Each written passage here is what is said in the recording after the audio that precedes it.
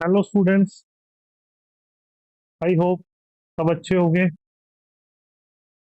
आज की इस वीडियो में हम गुप्ता एंड गुप्ता के 8th चैप्टर जियो टेक्निकल इंजीनियरिंग के 51st टू 70 क्वेश्चंस के बारे में डिस्कस करेंगे। अब हम 51st क्वेश्चन से स्टार्ट करते हैं। If water table rises up to ground surface then. देखो क्या बोल रहे हैं। ये हमारी ग्राउंड सरफेस है। पहले वाटर टेबल कहीं यहाँ पे था। अब वाटर टेबल यहाँ से यहाँ तक पहुंच गया है।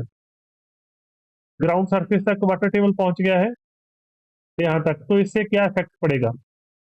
देखो, अब effective stress is equal to total stress minus pore water pressure होता है। यह वाटर टेबल यहां से जहां तक पहुंच जाएगा तो पोर वाटर प्रेशर क्या हो जाएगा, इंक्रीज हो जाएगा। मान लो मैं कहीं यहीं पे चेक कर रहा था, पहले सिर्फ इतनी हाइट की वजह से पोर वाटर प्रेशर लग रहा था। अब पोर वाटर प्रेशर इतनी हाइट की वजह से लगेगा तो automatically pore water pressure will increase. Total stress पे कोई इफेक्ट नहीं पड़ेगा। जब पोर वाटर प्रेशर बढ़ गया, टोटल स्ट्रेस सेम रही, तो इफेक्टिव स्ट्रेस क्या है, डिक्रीज हो जाएगी। फर्स्ट स्टेटमेंट क्या बोल रहे हैं, effective stress is reduced due to decrease in total stress only but pore water pressure does not change. Wrong है।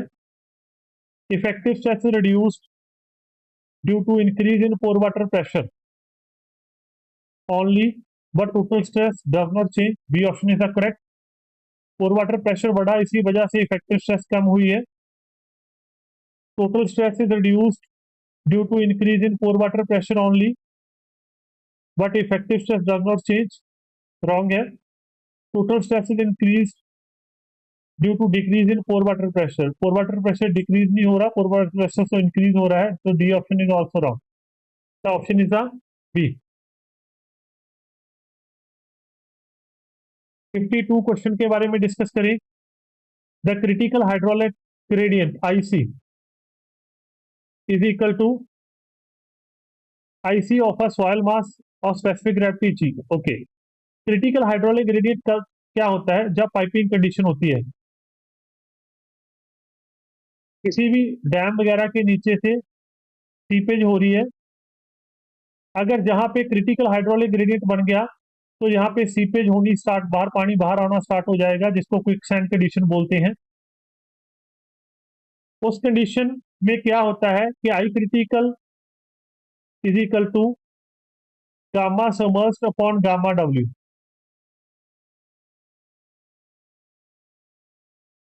अब हमें गामा समर्स्ड क्या होता है, हमने रिलेशन किया है पहले।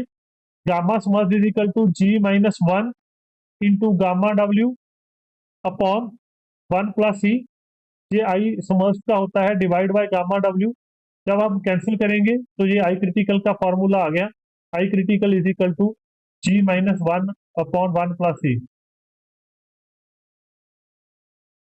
ये गलत है, यहाँ पे प्लस आ रहा है। G minus one upon one plus C, B is the correct. यहाँ पे प्लस आ रहा है, तो correct answer is the B. Next is the quick sand condition. Quick sand condition, quick sand is a condition not a type of sand. Quick sand एक condition है जब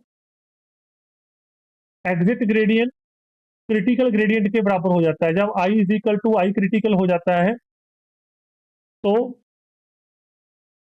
quick sand condition बन जाती है। बॉइलिंग ऑफ सैंड भी बोलते हैं इसको। ठीक है, टाइप ऑफ सैंड नहीं है जी। Flow condition occurring in cohesive soils.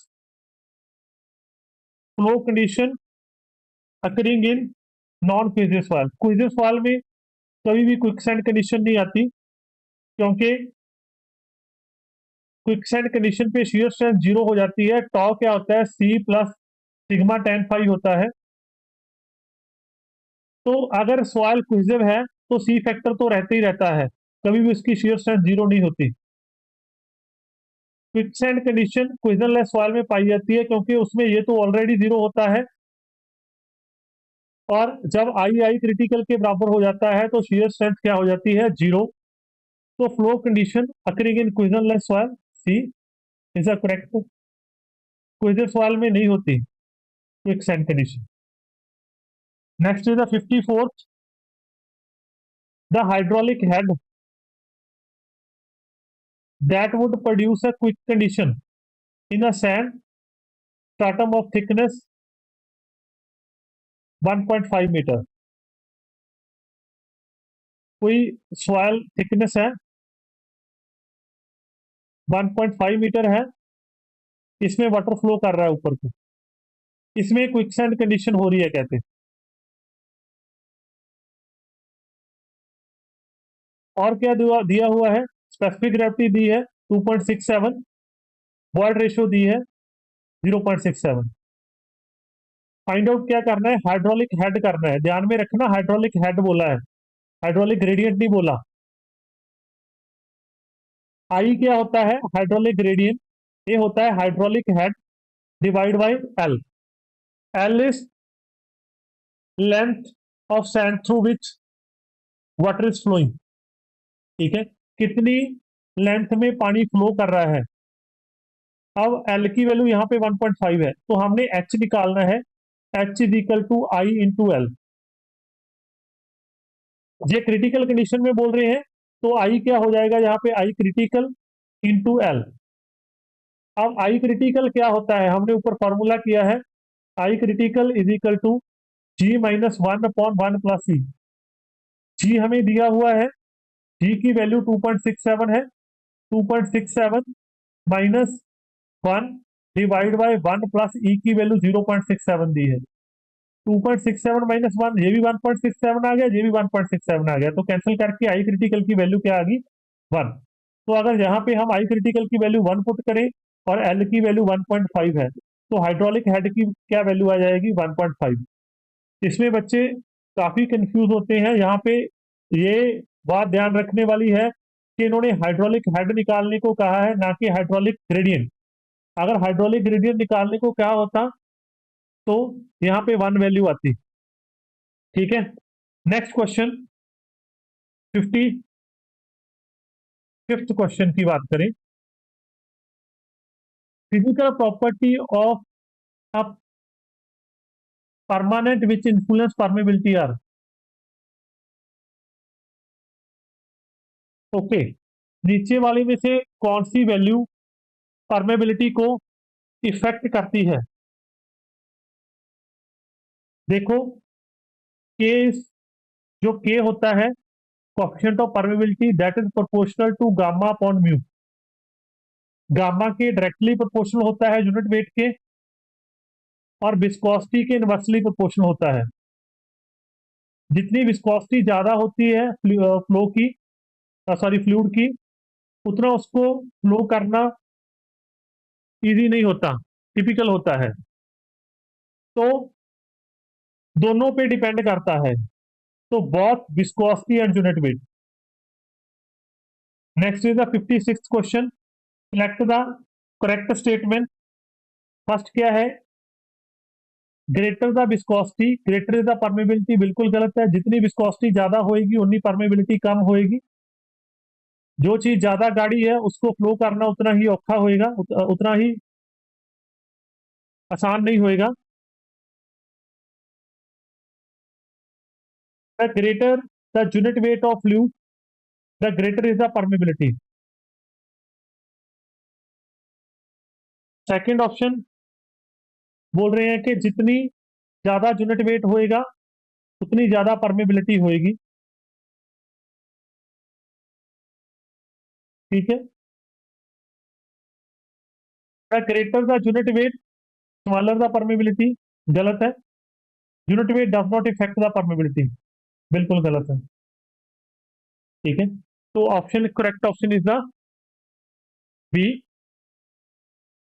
Next क्या है, effective stress on the soil.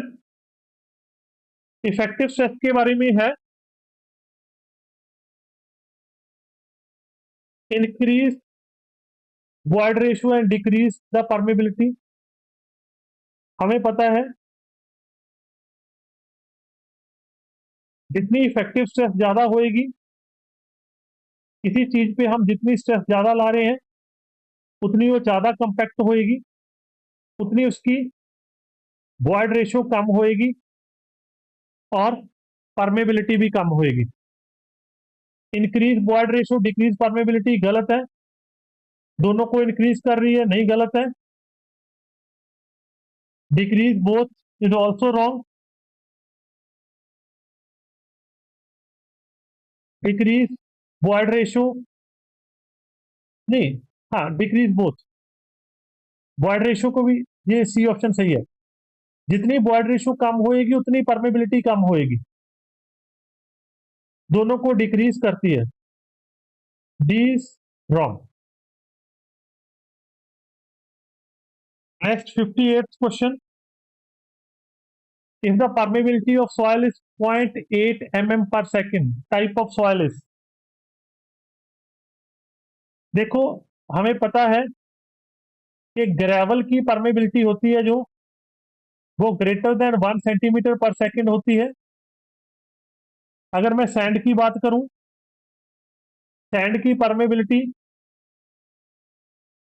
10⁻³ centimetre पर सेकेंड से लेके 1 सेंटीमीटर पर सेकेंड के बीच में होती है।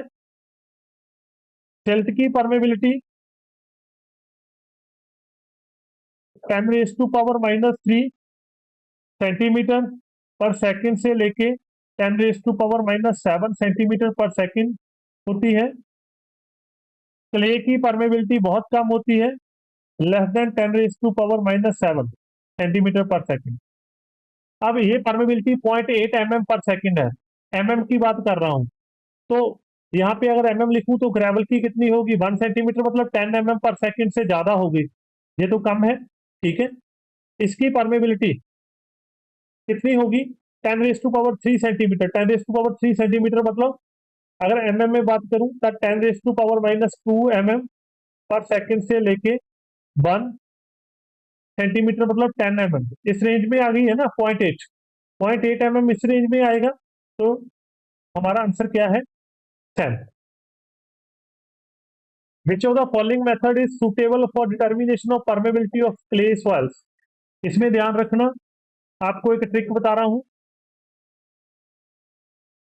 एक फाइन ग्रेन्ड सॉइल होती है, एक coarse grain. Fine grain soil के लिए हम फॉलिंग हेड यूज करते हैं FF।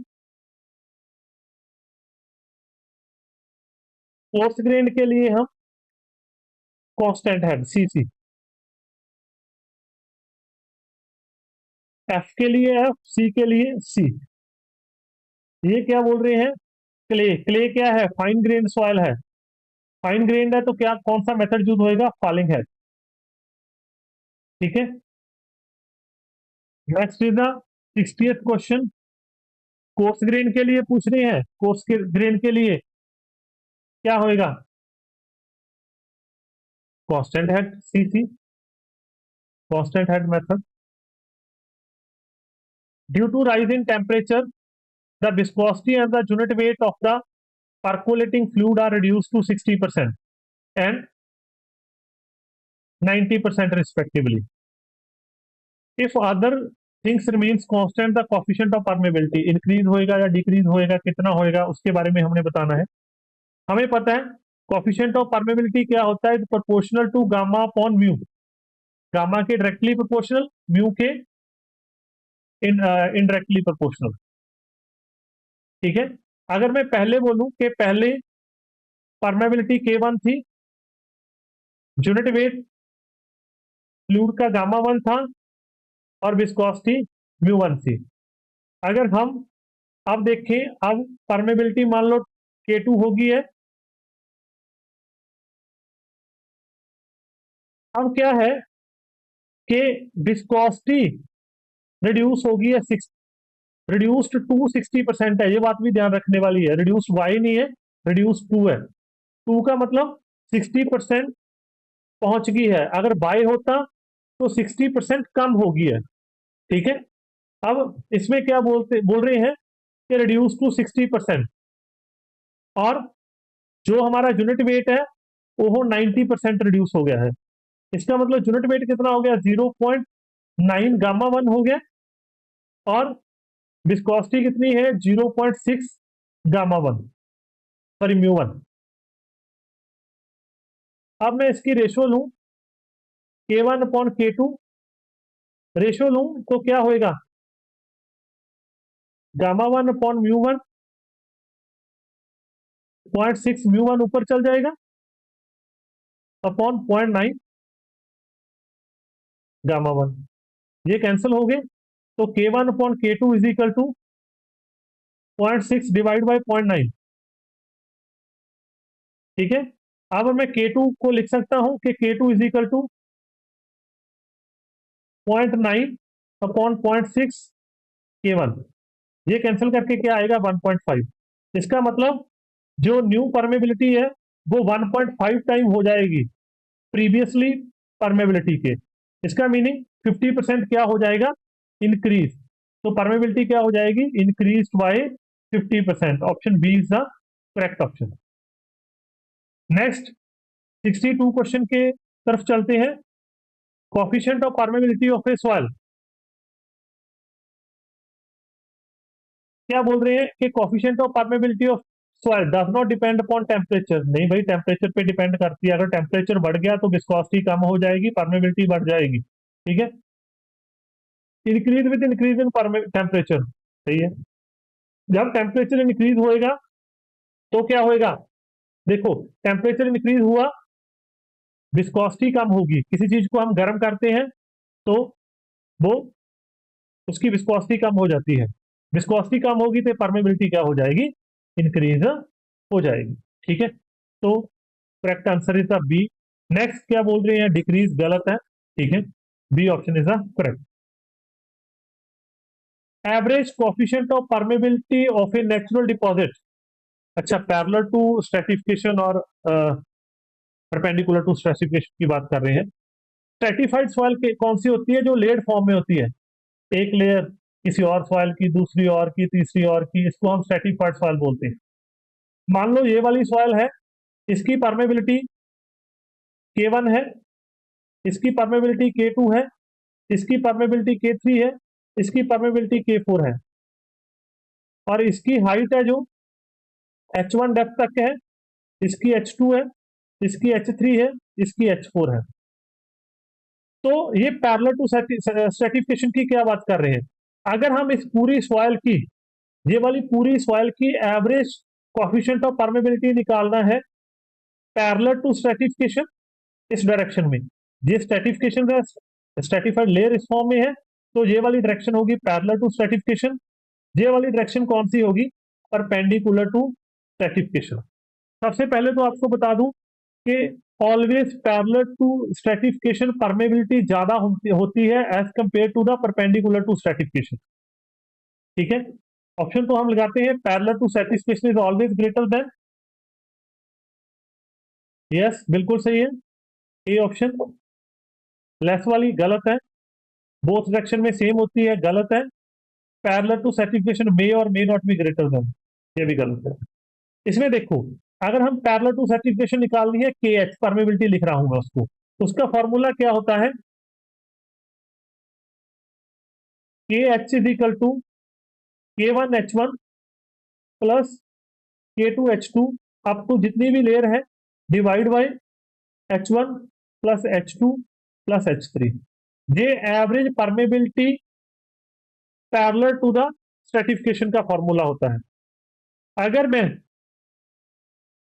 परपेंडिकुलर टू स्ट्रेटिफिकेशन की बात करूं, उसको मैं KV से लिखता हूं, तो KV क्या होती है, H1 plus H2 up to HN जितनी भी लेयर्स हैं, divide by H1 upon K1, H2 upon K2 plus something up to the N layers.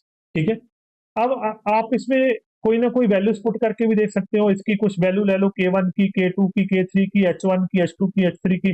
जब दोनों की वैल्यूज निकालोगे जहां से, तो KH ज्यादा आएगा always than the KV। Next is the 64th question. Total discharge from two well situated near to each other. ये क्या है? मान लो यहाँ पे पहले एक ट्यूबवेल लगा हुआ है जिसमें से डिस्चार्ज क्यू निकल रहा है, ठीक है। अब मैंने इसकी जो रेडियस ऑफ इन्फ्लुएंस है, ठीक है, एक टर्म आती है रेडियस ऑफ इन्फ्लुएंस, कि कितने रेडियस तक ये वाटर टेबल को इन्फ्लुएंस करेगा। ये कोन ऑफ पेनिट्रेशन इसकी यहां तक बन रही है, मान लो ये इसका रेडियस ऑफ इन्फ्लुएंस आ गया यहां से लेके यहां तक। This is the radius of influence of this well. अगर इसके रेडियस ऑफ इन्फ्लुएंस और मैं इसके कहीं और एक वेल लगा दूं पास में, यहां पे मैंने एक वेल और लगा दिया, सच दैट दोनों के रेडियस ऑफ इन्फ्लुएंस एक दूसरे को इंटरसेक्ट कर रहे हैं। इसका रेडियस ऑफ इन्फ्लुएंस जहां तक है, इसका रेडियस ऑफ इन्फ्लुएंस जहां तक है, ठीक है। तो ये दोनों का कॉमन पॉइंट आ गया, तो दोनों के डिस्चार्ज को इफेक्ट पड़ेगा। अब अगर स्टेटमेंट पढ़ते हैं, क्या बोल रहे हैं, sum of the discharge from the individual well less than the sum of discharge from the individual well. अब इसमें से मान लो Q1 डिस्चार्ज निकलना स्टार्ट हो गया, इसमें से Q2 डिस्चार्ज निकलना स्टार्ट हो गया। अगर मैं इन दोनों का Q1 प्लस Q2 करूंगा, ठीक है, तो जो टोटल डिस्चार्ज है पहले आ रहा था, इसमें से Q डिस्चार्ज आ रहा था, Q लेस देन होएगा Q1 प्लस Q2 से। इसका अकेले का डिस्चार्ज तो कम हो जाएगा, बट अगर मैं दोनों के डिस्चार्ज को ऐड करूं तो इसके पहले वाले डिस्चार्ज से ज्यादा होंगे। तो ऑप्शन इज द बी।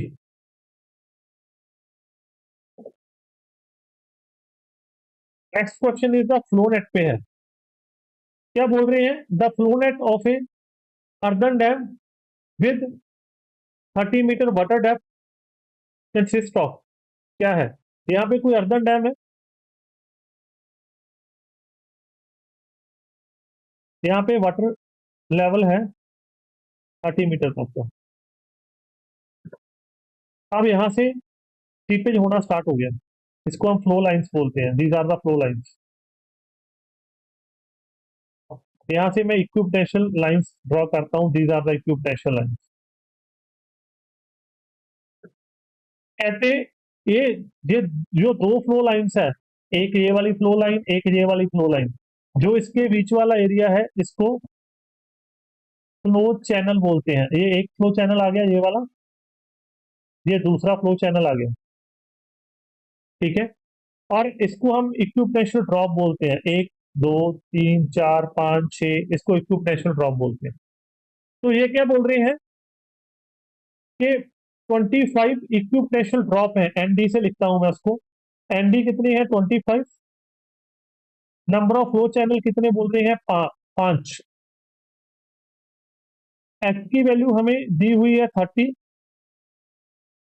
तो इन्होंने बोला है discharge per metre length of dam. इसका फॉर्मूला क्या है, के क्या होता है, discharge per metre length of dam, sorry Q is the discharge per metre of the per metre length of the dam. क्या होता है, K H N F Y N D. K दिया हुआ है 0.03 mm पर सेकेंड, एच दिया है, N F दिया है, एन डी दिया है। ये बात देखो, एच 30 में मीटर में दिया है, और हमें जो आंसर आ रहे हैं वो भी मीटर क्यूब पर सेकंड में आ रहा है, इसीलिए के की वैल्यू को कन्वर्ट करना पड़ेगा हमें। के क्या है, 0.03 mm पर सेकेंड, और I can write it as 0.03 10⁻³ metre per second, और you can write it as 3 into 10⁻⁵ metre per second. तो यहाँ पे पुट करूं 3 इंटू 10⁵, एच की वैल्यू 30 है, नंबर ऑफ फ्लो चैनल 5 है, इक्विपोटेंशियल ड्रॉप 25 है। 5 को कैंसिल करके 5 आ गया, इसको कैंसिल करके 6 आ गया, 6 इंटू 3 18, 18 इंटू 10⁻⁵, मतलब 0.00018 metre cube per second. B option, sorry A option आ गया है। Next is the most suitable method for drainage of fine grained cohesive soils. चार मेथड दिए हुए हैं। बेल पॉइंट मेथड सिस्टम होता है जो, ये तो क्विजन लेस सॉइल के लिए होता है।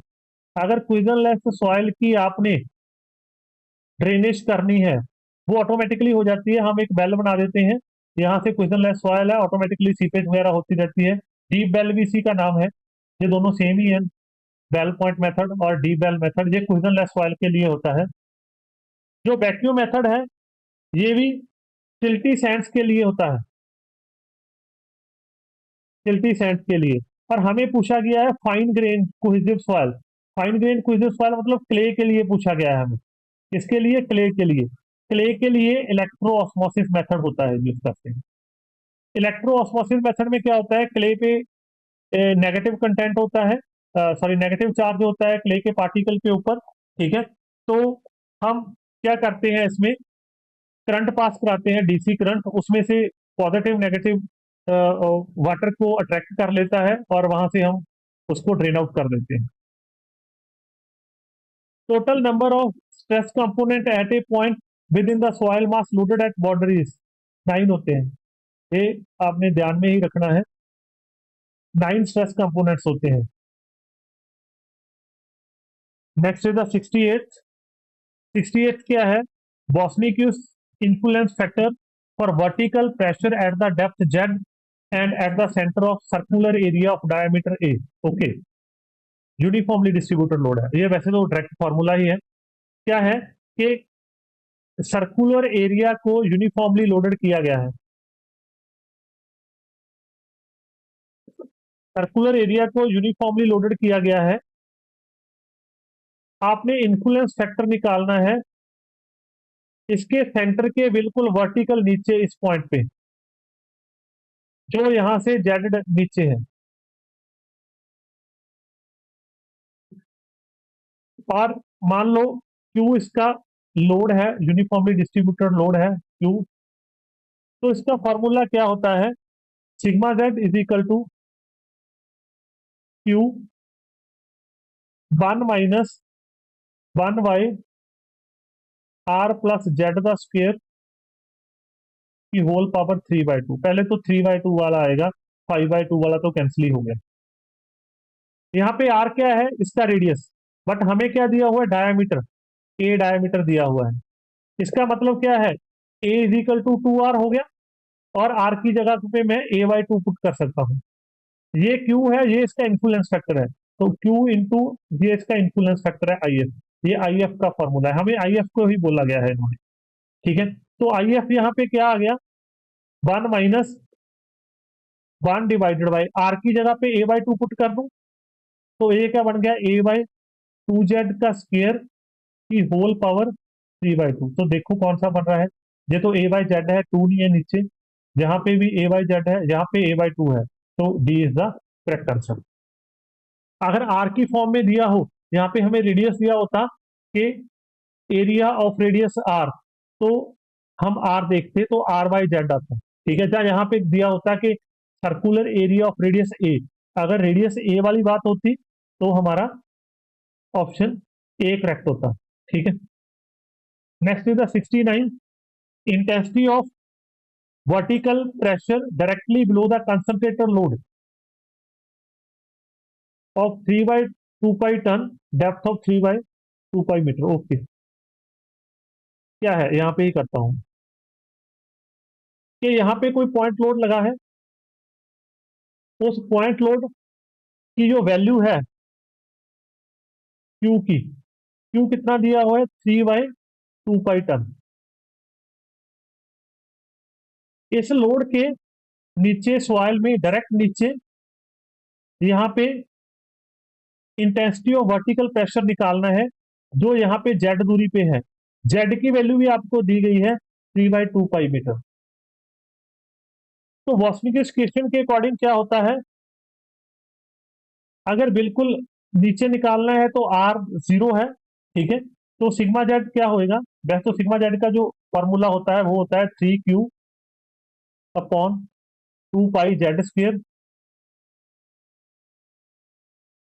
ये पॉइंट लोड की बात कर रहा हूं मैं, 1/2 1 प्लस आर वाई जेड का स्क्वायर की होल पावर 5/2। अब आर जीरो है क्योंकि हमें बोला गया है कि पॉइंट लोड के बिल्कुल नीचे निकालना है, यहाँ पे नहीं निकालना। अगर यहाँ पे निकालना होता तो ये आर की वैल्यू होती कि रेडियल डिस्टेंस इतनी दूर पे है यहाँ से। तो ये जीरो हो गया, तो ये तो सारा ये 1 हो गया सारे का सारा। तो सिग्मा जेड की वैल्यू क्या होगी? 3 क्यू। क्यू की वैल्यू पुट करूं, क्यू क्या है? 3/2 पाई अपॉन 2 पाई जेड स्क्वेयर। जेड क्या है? 3/2 पाई, ये भी 3/2 पाई का स्क्वेयर है। जो एक तो कैंसिल हो गया इससे, ऊपर क्या रह गया? 3/2 पाई। ठीक है, ये वाला पाई इसको मैं उल्टा दूं, 2 पाई ऊपर चल गया, नीचे 3 आ गया, तो कैंसिल होके क्या आ गया? 1। तो 1 टन पर मीटर स्क्वेयर। ठीक है, तो देखते हैं कौन सी ऑप्शन है। फर्स्ट ऑप्शन ही है, 1 टन पर metre square. 70th question, vertical stresses on the vertical line at a constant radial distance from the axis of vertical load। क्या बोल रहे हैं? देखो, अगर यहाँ पे कोई पॉइंट लोड है, मैं यहाँ पे चेक कर रहा हूँ इसी के वर्टिकल, कोई भी कहते रेडियल, मान लो ये इसका वर्टिकल पॉइंट आ गया, ठीक है, इसके नीचे वाला आ गया। यहाँ से मैं आर डिस्टेंस पे चेक कर रहा हूँ कि यहाँ पे कितना स्ट्रेस आएगा, यहाँ पे कितना आएगा, यहाँ पे कितना आएगा, यहाँ पे कितना आएगा। जो इसकी वेरिएशन होती है वो ऐसे होती है, वर्टिकली ऐसे वेरी करता है, पहले इंक्रीज करता है फिर डिक्रीज करता है। और हॉरिजॉन्टली कैसे वेरी करता है? अगर हॉरिजॉन्टल कहा जाए तो हॉरिजॉन्टल ऐसे वेरी करता है, सेंटर पे मैक्सिमम होता है, जैसे जैसे रेडियल डिस्टेंस दोनों साइड लेफ्ट और राइट चलते जाते हैं तो डिक्रीज होता जाता है। तो हमें ये पूछा गया है वर्टिकली इसकी वेरिएशन कैसे होती है, stress variation is same at all depth, गलत है। इंक्रीज विद डेप्थ, गलत है। First increase attain maximum value and then decrease, is the correct answer. अगर आपको हॉरिजॉन्टल बोला गया होता तो हॉरिजॉन्टल सेंटर पे मैक्सिमम होती है, पैराबोलिकली दोनों साइड डिक्रीज करती है। ये भी पैराबोलिकली इंक्रीज करती है, लीनियरली इंक्रीज नहीं करती, ऐसे इंक्रीज नहीं करती, ये पैराबोलिकली इंक्रीज करती है। ठीक है, आज के लिए काफी है, हम नेक्स्ट वीडियो में करेंगे। आई होप सबको अच्छा लगा होगा। तो please like this video, share this video and subscribe the channels. Thank you.